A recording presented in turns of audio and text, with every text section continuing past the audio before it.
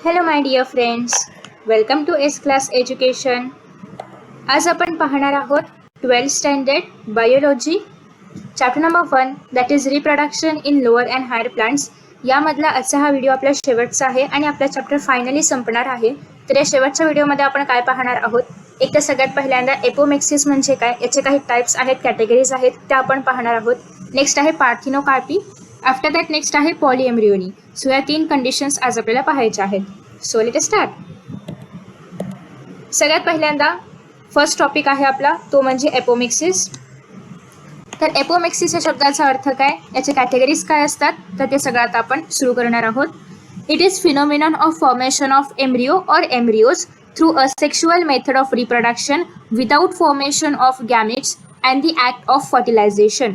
So basically एपोमेक्सिसमध्ये काय होणार आहे, एम्ब्रियो तयार होणार आहे, बट या ठिकाणी कुठेही गॅमेट्सचं इन्व्हॉल्वमेंट नाही आहे आणि त्यासोबतच फर्टिलायझेशनही नाही आहे. म्हणजेच हे कसं आहे, असेक्शुअल मेथड ऑफ रिप्रोडक्शन आहे. ओके, सो एपोमेक्सिसमध्ये काय होणार आहे, एम्ब्रियो तयार होणार आहे, बट त्या ठिकाणी कुठेही गॅमेट्स इन्व्हॉल्व नाही आहेत, कुठेही फर्टिलायझेशन होणार नाही आहे. त्याच्यामुळे एपोमेक्सिस हे असेक्शुअल रिप्रोडक्शनच्या मेथड्स अंडर येणार आहे. नेक्स्ट आहे alternatively it is unusual asexual reproduction where there is no meiosis and syngamy. So what is meiosis, तर जेव्हा गॅमेट्स तयार होतात तर गॅमेट्स तयार होण्यासाठी मिओसिसची कंडिशन व्हावी लागते, कारण सुरुवातीला जे सेल्स असणार आहेत जर्म सेल्स, तर ते 2Nच्या फॉर्ममध्ये असतात आणि ते जेव्हा मिओसिस नंतर N फॉर्ममध्ये येतात, म्हणजे त्याच्यामध्ये 1 सेट ऑफ क्रोमोझोम्स जेव्हा येतो तेव्हा त्याला आपण गॅमेट म्हणतो. मग ते इधर फिमेल गॅमेट असेल किंवा मेल गॅमेट असेल. ओके, सो हे आपण पाहिलं की असेक्शुअल रिप्रोडक्शनमध्ये होतं, बट एक्सेप्शनल काही अशाही केस आहेत की ज्या ठिकाणी एपोमिक्सिस आपल्याला सेक्शुअल रिप्रोडक्शनमध्ये पाहायला मिळणार आहे. कोणत्या कंडिशन आहेत, एक तर त्या ठिकाणी मिओसिस नाही झालं पाहिजे आणि दुसरी गोष्ट म्हणजे सिनगॅमी नाही झाली पाहिजे. सिनगॅमी म्हणजे काय, जेव्हा मेल गॅमेट, हे आहे मेल गॅमेट आणि हे आहे फिमेल गॅमेट, जेव्हा मेल गॅमेट आणि फिमेल गॅमेट फ्यूज होतं तेव्हा या ठिकाणी आतमध्ये अशा पद्धतीने 2 न्यूक्लियस येतात आणि आपण याला म्हणतो झायगोट. तर बेसिकली अशी जी कंडिशन आहे तर ती नाही झाली पाहिजे. ओके, सो असेक्शुअल रिप्रोडक्शनमध्ये तर ॲज युजल गॅमेट फॉर्म होणार नाही तसेच, बट सेक्शुअल रिप्रोडक्शनमध्ये ही मिओसिस नाही झाला पाहिजे आणि सिनगॅमी नाही झालं पाहिजे, बट तरीही एम्ब्रियो तयार होतं, याला आपण म्हणणार आहोत apomixis. So embryo develops in the ovule and ovule develops into seed. हे तुम्हाला सगळ्यांना माहिती आहे की एम्ब्रियोचं कन्व्हर्जन कशामध्ये होणार आहे, एम्ब्रियो कशामध्ये डेव्हलप होणार आहे परत, दॅट इज ओव्ह्यूलमध्ये, आणि आपलं जे ओव्ह्यूल आहे तर ते डेव्हलप होणार आहे कशामध्ये, सीडमध्ये. Okay, so as you all know की ओव्ह्यूल सीडमध्ये डेव्हलप होतं आणि जी ओव्हरी असते तर तिचं काय होतं, कवरिंग तयार होतं. सो तुम्ही कोणतंही फ्रूट घेतलं तर फ्रूटच्या आतमध्ये ज्या सीड्स असतात तर त्या नेहमी ओव्ह्यूलच्या बनलेल्या असतात आणि ते फ्रूटचा जे काही एडिबल पार्ट असतो, जे काही कवरिंग असेल, एपिकार्प असेल, पेरिकार्प असेल, तर ते सगळं जे कवरिंग आहे तर ते एम्ब्रियोच्या ओव्हरीच्या वॉलपासून तयार होतं. आफ्टर दॅट नेक्स्ट आहे in apomixis when the gametophyte organ or cell produces embryo like structure without fertilisation it is called as apogamy. म्हणजे काय, एपोमेक्सिसमध्ये जेव्हा गॅमॅटोफाइट ऑर्गन म्हणजे काय आहे, जे गॅमेट्स प्रोड्यूस करणार आहे. ओके, गॅमॅटोफाइट आपण कोणाला म्हणतो, जे गॅमेट प्रोड्युसिंग ऑर्गन असतं त्याला आपण म्हणणार आहोत गॅमॅटोफाइट, गॅमेट प्रोड्युसिंग.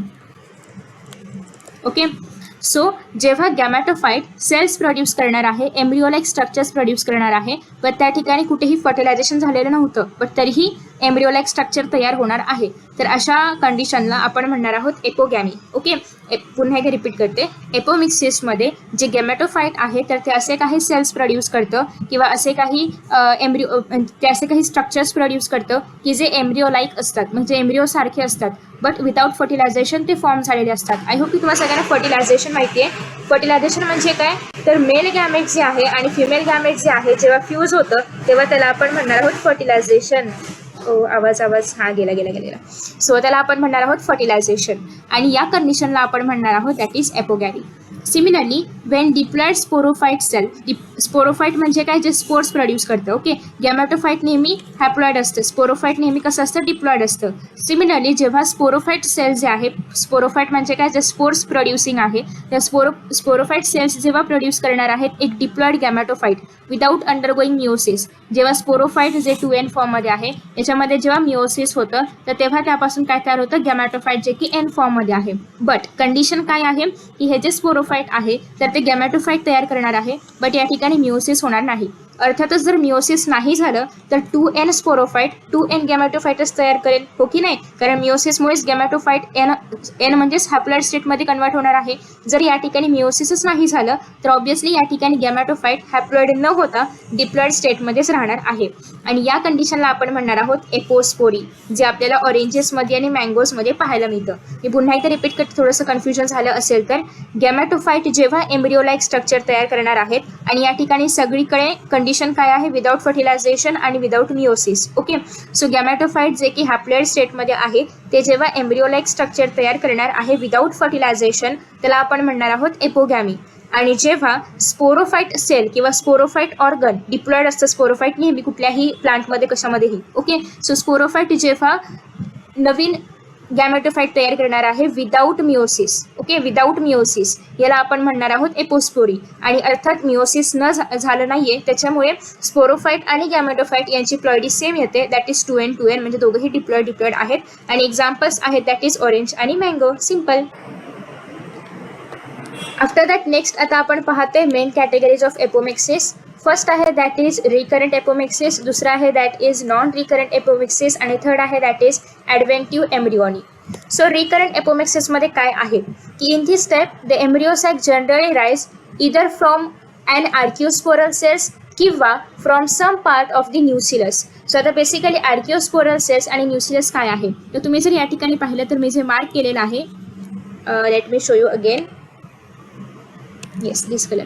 सो हे जे तुम्हाला या ठिकाणी ग्रीन कलरमध्ये मार्क केलेलं पाहायला मिळते ते बेसिकली काय आहे? पूर्ण न्यूसिलस आहे की ज्याच्या आतमध्ये तुम्हाला एम्ब्रिओ सॅक जे आहे ते पाहायला मिळते.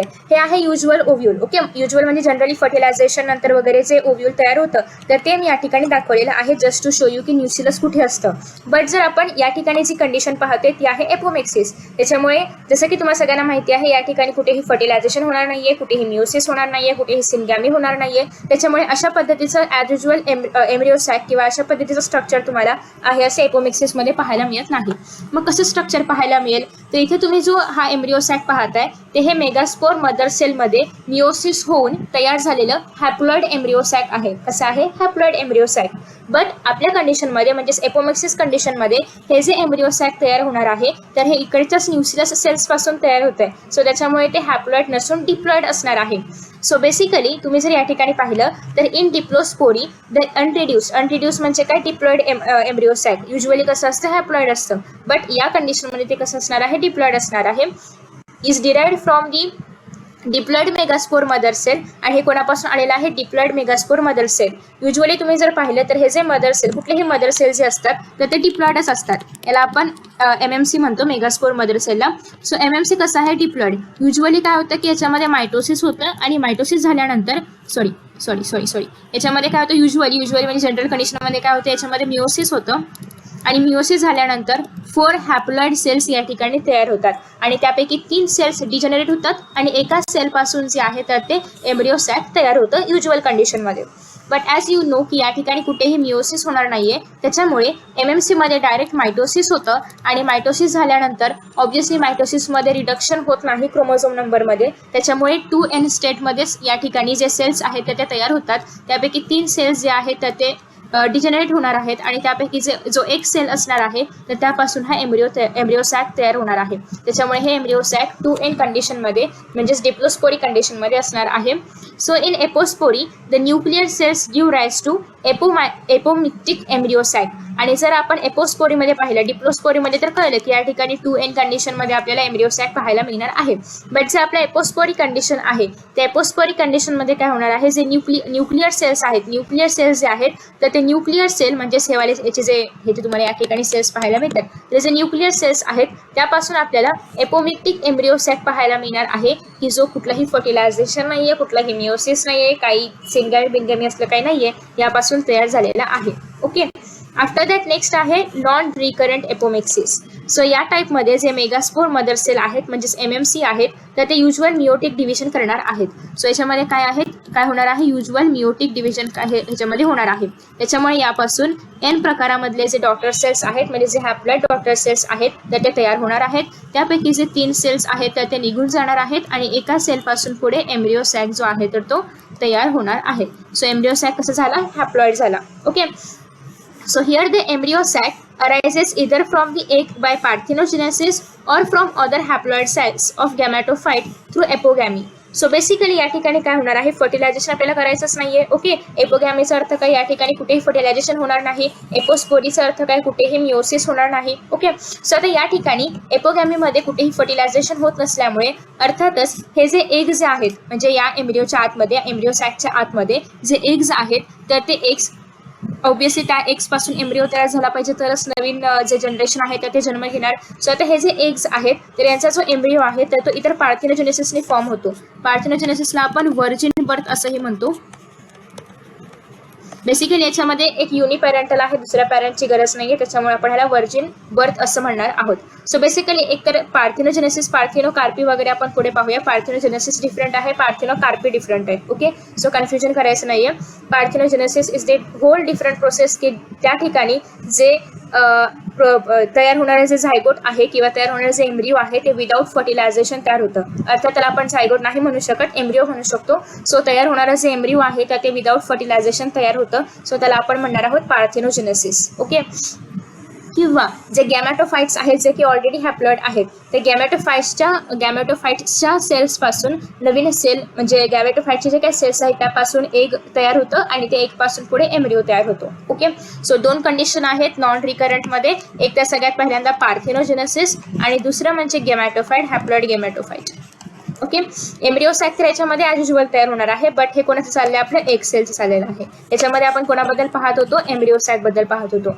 So plants produce by this method are genetically sterile. Obviously sterile असणार आहेत, कारण पार्थेनोजेनेसिस काय आहे, व्हर्जिन बर्थ आहे, सिंगल पॅरेंटने होणार आहे आणि अर्थातच हॅप्लॉइड सेल आपण घेणार आहोत गॅमॅटोफाइटचा. सो त्याच्यामुळे या ठिकाणी एकच गॅमेट इन्व्हॉल्व होते, इधर मेल असेल तर मेल, फिमेल असेल तर फिमेल. सो या ठिकाणी कुठेही तुम्हाला फ्युजन पाहायला मिळत नाहीये. मेल आणि फिमेल दोन गॅमेट्सचं कुठेतरी फ्युजन झालं, कुठेतरी संपर्क आला असं काही पाहायला मिळत नाहीये. त्याच्यामुळे हे काय आहे, जनरली स्टराईल आहे आणि हे सेक्शुअली रिप्रोडक्शन याच्यामध्ये होऊ शकत नाही. ओके, सो नेक्स्ट आहे एक्झाम्पल आहे निकोटियाना. आफ्टर दॅट नेक्स्ट आहे adventive embryony. In this type embryos may develop from somatic nucellus or integument. Somatic म्हणजे काय आहे, जर्म सेल्सच्या व्यतिरिक्त जे सेक्शुअल सेल्स आहेत त्याच्या व्यतिरिक्त जे कुठले सेल्स बॉडीमध्ये असतात, प्लांट बॉडीमध्ये, त्याला आपण म्हणतो सोमॅटिक. इवन दो ह्युमन बॉडीमध्ये पण त्यालाही आपण सोमॅटिकच म्हणतो. सो हे जे सोमॅटिक न्यूक्लियस तुम्हाला या ठिकाणी ग्रीन कलरमध्ये पाहायला मिळते, तर हे सोमॅटिक न्यूक्लियस असेल किंवा हे सगळे तुम्हाला जे आउटर इनर इंटेग्युमेंट्स पाहायला मिळतात, तर हे इंटेग्युमेंट्स असतील along with normal zygotic embryo. Okay, so काही एम्ब्रिओज असे तयार होतात, मे बी डेव्हलप फ्रॉम कशापासून, एकतर सोमॅटिक सेल्स न्यूसिलस मधले किंवा इंटेग्युमेंट्स मधले, अलॉंग विथ द नॉर्मल जे काही झायगोट त्या ठिकाणी फर्टिलायझेशनच्या हेल्पने वगैरे तयार झाला असेल त्यासोबत हे एम्ब्रिओ तयार होतात. It is common in mango, orange, lemon etcetera. It gives rise to the condition called as polyembryony. So एकतर एम्ब्रिओ मेन प्युअर झायगोटने ते आलंच, काय त्याचं नाव विसरले मी, pollen grain. Yes, so pollen grain मधून जे मेल गॅमेट्स आहेत तर ते आले, त्यांनी एक सेलला फर्टिलाइज केल्यानंतर त्या ठिकाणी एक झायगोट तयार झालं. सो बेसिकली हे प्रॉपर नॉर्मल ज्याला झायगोटिक आपण म्हणजे ज्याला आपण फर्टिलाइज केलेलं झायगोट वगैरे म्हणणार आहोत, ही एक कंडिशन तर आहे. याच्यामुळे झायगोट तर तयार झालंच, पण दुसरं एक झायगोट तयार होतं, दुसरं एक एम्ब्रिओ या ठिकाणी तयार होतो विथ दी हेल्प ऑफ या ठिकाणी जे न्यूसिलस सेल्स प्रेझेंट आहेत ते आणि जे इंटेग्युमेंट्स मधले सेल्स आहेत ते. ओके, आणि या लोकांची ग्रोथ सेम झायगोटिक एम्ब्रिओ सोबतच होते आणि याच्यामुळे खूप सारे एम्ब्रिओ झाले ना, एकतर ओरिजिनल एम्ब्रिओ आणि हे बाकीचे असे सगळे तयार झालेले. सो बेसिकली खूप सारे एम्ब्रिओ झाल्यामुळे याला आपण पॉलीएम्ब्रिओनिक असं म्हणणार आहोत.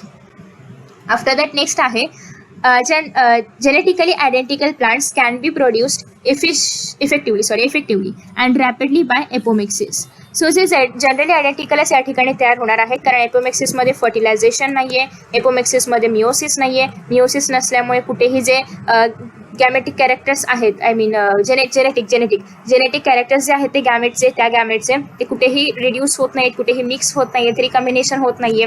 फर्टिलायझेशन न झाल्यामुळे मेल आणि फिमेलचे कॅरेक्टर्स कुठेही मिक्स होत नाहीयेत. ओके, सो अशा पद्धतीने या कंडिशन्समुळे जे तयार होणारे ऑर्गॅनिझम्स असतात तर ते जेनेटिकली आयडेंटिकल असतात. सो ज्या ठिकाणी आपल्याला जेनेटिकली आयडेंटिकल प्लांट्स प्रोड्यूस करायचे आहेत त्या ठिकाणी एपोमेक्सिस ही मेथड खूप इफेक्टिव्ह आहे आणि फास्ट याच्यामध्ये नवे जनरेशन तयार होते. सो रॅपिडही आहे आणि इफेक्टिव्हही आहे. बट ड्रॉबॅक असा आहे की या ठिकाणी तयार होणारे जे ऑर्गॅनिझम्स असतात ते फक्त आणि फक्त जेनेटिकली आयडेंटिकल असतात, त्या ठिकाणी कोणतेही व्हेरिएशन आपल्याला पाहायला मिळत नाही. आफ्टर दॅट नेक्स्ट आहे parthenocarpy. The term is coined bye knoll in 1902.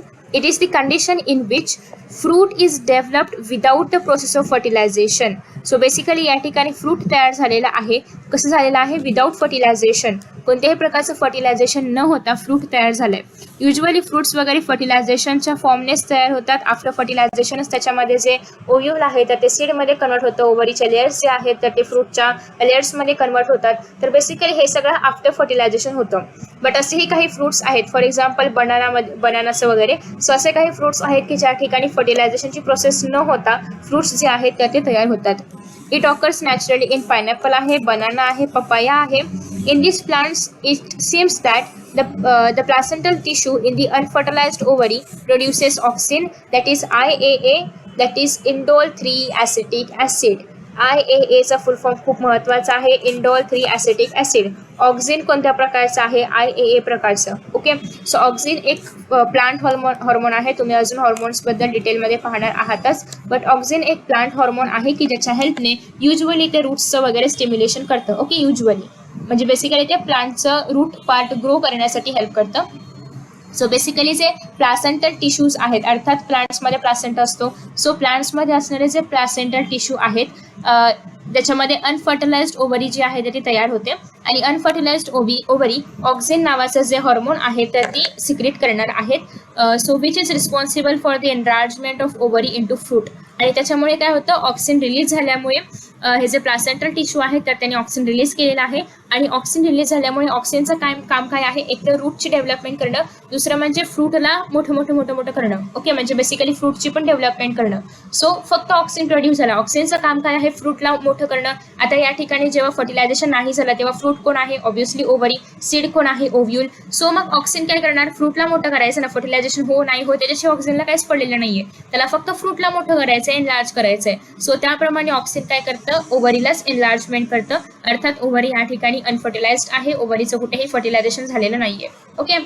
So basically हे जे ऑक्सिन आहे तर ते ओव्हरीला एनलार्ज करतं आणि ती ओव्हरी सफिशियंट एनलार्ज होते की ते ॲज अ फूड म्हणून पुढे आपल्यासमोर येऊ शकतं.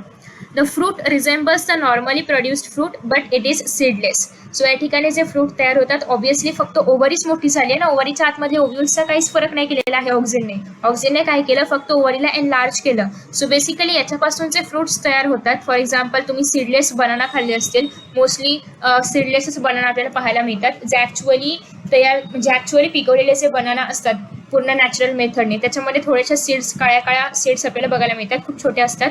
बट जे आताचे नवीन बनाना येत आहेत मार्केटमध्ये ते सगळे सीडलेस बनाना आहेत आणि ते याच पद्धतीने प्रोड्यूस होतात. त्याच्यामध्ये ऑक्सिन टाकलं जातं. ऑक्सिन IAA टाकल्यामुळे त्याच्यामध्ये जे आहे तर ते ओव्हरी फक्त मोठी होत जाते आणि ओव्ह्यूलचा काही फरक पडत नाही ओव्ह्यूलला. सो ओव्हरी फक्त मोठी होत गेल्यामुळे ऑफकोर्स त्याच्यामध्ये ओव्ह्यूल नाहीये. सो सीड नसणार आहे आणि जस्ट लाईक ते फ्रूट सोबत रिझेंबल करणार आहे. अर्थात त्याच्यामध्ये कुठेही सीड्स वगैरे नसल्यामुळे पुढे फर्टिलायझेशनसाठी आपण सीड्स आपल्याला मिळणार नाहीत. ओके. सो बेसिकली तुम्ही पायनॅपलमध्येही विदाऊट सीड पायनॅपल पाहिलं असेल. पपाया ही म्हणजे पपायामध्ये असंख्य सीड्स असतात तशा खरं तर नॅचरल पपायामध्ये. बट हे जे पपाया आहेत की जे पार्थेनोकार्पीच्या हेल्पने तयार केले जातात तर त्या पपायामध्ये एकही सीड नसतं. पूर्णच्या पूर्ण पपाया सीडलेस असतो आणि त्याच्यामुळे प्रॉब्लेम असा आहे की नेक्स्ट जनरेशन प्रोड्यूस करण्यासाठी सीड्स मिळणार नाहीत. अर्थात इतर काही पपाया आहेत त्यापासून मिळतील. बट सपोज करा की फ्युचरमध्ये सगळेच पपाया पार्थेनोकार्पेनिसने जर प्रोड्यूस व्हायला लागले तर ऑफकोर्स त्या ठिकाणी आपल्याला नवीन पपायासाठी सीडच मिळणार नाही. So it will be the खूप मोठावाला प्रॉब्लेम. ओके. मग दरवेळी आपल्याला विदाऊट सीडवाल्याच पपाया खावे लागतील. आफ्टर दॅट नेक्स्ट आहे polyembryony. It is the development of more than one embryos. Poly म्हणजे काय? More than one. आणि एम्ब्रियोनी म्हणजे काय? एम्ब्रियोचं development. Okay. So it is the development of more than one embryos inside the seed. सीडच्या आतमध्ये obviously ओव्ह्यूलच्या आतमध्ये embryo तयार होतं. एम्ब्रियो साहेब न्यूसिलसच्या आतमध्ये होतं. न्यूसिलस कुठे असतं? ओव्ह्यूलच्या आतमध्ये. ओव्ह्यूल कुठे आहे? ओव्हरीच्या आतमध्ये. ओव्हरी कुठे आहे? फिमेल पार्टमध्ये, पिस्टलमध्ये. ओके. सो हे जे सीड आहे त्याच्या सीडमध्ये एकापेक्षा जास्त एम्ब्रियोज जे आहेत ते डेव्हलप होतात आणि या कंडिशनला आपण म्हणणार आहोत पॉलीएम्ब्रियोनी. सगळ्यात पहिल्यांदा पॉलीएम्ब्रियोनी लेव्हन हुकने डिस्कवर केलं होतं, पाहिलं होतं in the seeds of citrus genus. Citrus म्हणजे काय? जे आपले हे लेमन आहे किंवा ऑरेंज आहे, जे सगळे खट्टे मिठे जे फ्रुट्स असतात तर ते ज्याच्यामध्ये येतात त्या जिनसला आपण म्हणणार आहोत दॅट इज सिट्रस फॅमिली किंवा सिट्रस जिनस. सो बेसिकली हे जे पॉलीएम्ब्रियोनी कंडिशन आहे ते बेसिकली पहिल्यांदा सिट्रसमध्ये पाहायला मिळालं होतं. It is the occurrence of more than one embryo in a seed which consequently results in the emergence of multiple seedlings. So basically condition नेमकी काय आहे, तर अशी कंडिशन आहे की ज्या ठिकाणी एक एम्ब्रिओ जो प्रेझेंट आहे सीडमध्ये, अर्थात प्रत्येक सीडमध्ये एकच सिंगल एम्ब्रिओ सॅक असतो. सो सीडमध्ये जो एम्ब्रिओ प्रेझेंट आहे त्या एका एम्ब्रिओपासून खूप सारे सीडलिंग्स तयार होतात, म्हणजे खूप सारे सीडलिंग्स त्यामधून बाहेर पडतात, एमर्ज होतात आणि the additional embryos result from the differentiation and development of the various maternal and zygotic tissue associated with the ovule of seed. Actually फर्टिलायझेशनने वगैरे एकच एम्ब्रिओ तयार होतो, त्यापासून खूप सारे सीडलिंग्स परत नंतर फॉर्म होणार आहेत. बट हे जो एम्ब्रिओ तयार होत असतो यासोबतच त्याचं डिफरन्सिएशन होत असतं, डेव्हलपमेंट होत असते, त्यासोबतच इतर जे काय मॅटर्नल टिश्यूज आहेत, अर्थात त्या फ्लावरचे पण स्वतःचे काहीतरी टिश्यू असतील, झायगोट तयार झाला त्याच्यामुळे त्याचे पण काहीतरी टिश्यूज असतील. सो बेसिकली हे टिश्यूज सुद्धा डिफरन्शिएट होतात, टिश्यूज सुद्धा डिवाइड होतात, अर्थात त्यांना त्यांची संख्या वाढवायची आहे, त्यांना एम्ब्रिओमध्ये कन्वर्ट व्हायचं आहे. ओके, सो हे जे मॅटर्नल टिश्यू आहेत किंवा जे झायगोटचे टिश्यू आहेत ते सगळे कोणाशी रिलेट असणार आहेत, दॅट इज सीडच्या ओव्ह्यूल्स जे आहे सीडच्या त्यासोबत. सो जे पॉलीएम्ब्रिओनी आहे मे बी ट्रू और false depending upon whether many embryos arise in the same embryo sac or in different embryo sac in the same ovule. So usually काय होतं की एका ओव्ह्यूल मध्ये, एका एम्ब्रिओ सॅक मध्ये एकच एम्ब्रिओ तयार होतो. बट जर आपण काही कंडिशन्स पाहिल्या तर त्या कंडिशन्स मध्ये काय होणार आहे, सेम ओव्ह्यूल मध्ये, सेम एम्ब्रिओ सॅक मध्ये एकापेक्षा अधिक जे एम्ब्रिओज आहेत तर ते तयार होतात आणि या कंडिशनला आपण म्हणणार आहोत पॉलीएम्ब्रिओनी. सो यालाच आपण म्हणणार आहोत, या ज्या कंडिशन्स आहेत त्यालाच आपण म्हणणार आहोत adventive polyembryony. And embryo develops directly from the diploid cell of nucleus and integument. So तुम्ही या ठिकाणी न्यूक्लियस आणि इंटॅग्युमेंट ऑलरेडी पाहिलेलं आहे. Let me show you again. So हे जे तुम्हाला या ठिकाणी ग्रीन कलरच्या स्ट्रक्चरमध्ये, आता मी रेस केलं, पण हे जे तुम्हाला या ठिकाणी या स्ट्रक्चरमध्ये पाहायला मिळते त्याला आपण म्हणतो न्यूक्लियस, आणि हे जे दोन आहेत त्याला आपण म्हणतो इंटेग्युमेंट्स. बाहेरवाला आउटर इंटेग्युमेंट आणि आतवाला इनर इंटेग्युमेंट. ओके, सो हे जे सगळे इंटेग्युमेंट्स आहेत ते आणि किंवा जे न्यूक्लियस आहेत ते यांच्यामधले जे सेल्स आहेत ते ऑब्व्हियसली कसे असणार आहेत, डिप्लॉइड असणार आहेत. तर यापासून डिरेक्टली झायगोट तयार होतो without any fertilisation, without any syngamy, without any meiosis. यांच्यापासून डायरेक्टली जो आहे तो एम्ब्रिओ तयार होतो. कारण एम्ब्रिओ काय आहे, मास ऑफ दी सेल, सेलचा एक गोळा आहे. मग तिकडचे सगळे सेल्स एकत्र येतात आणि त्यापासून एक गोळा म्हणजेच एक एम्ब्रिओ तयार करतात. आणि हे कुठल्या फॅमिलीमध्ये होतं, सिट्रस फॅमिलीमध्ये. अगेन सगळ्यात पहिल्यांदा सिट्रस फॅमिलीमध्येच ऑब्झर्व केलं गेलं होतं. In cleavage polyembryony, zygote polyembryo sometimes divides into many parts or units. Each unit then develops into an embryo. तुम्हाला सगळ्यांना माहिती असेल की जेव्हा झायगोट तयार होतं ते जेव्हा डेव्हलप होत असतं, ते जेव्हा ब्लास्टोसाइट किंवा म्हणजे ब्लास्टोमर्सच्या स्टेजमध्ये असतं, तर तेव्हा त्याच्यामध्ये जे डिव्हिजन होतं त्याच्यापासून खूप सारे असे सेल्स तयार होतात की जे पुढे डिवाइड होतात कोणत्याही प्रकारच्या सेल्समध्ये किंवा डिफरन्शिएट होतात. ओके, सो बेसिकली असे काही सेल्स तयार होणार आहेत, तर ते सगळे सेल्स मिळून जो एक गोळा तयार होईल त्याला आपण म्हणणार आहोत embryo. Polyembryony increase the chance of survival of new plants. Nuclear polyembryony is of the great significance in the horticulture. Horticulture म्हणजे काय, प्लांट्स ज्या ठिकाणी ग्रोथ बीथ करतात त्याला आपण म्हणतो हॉर्टिकल्चर.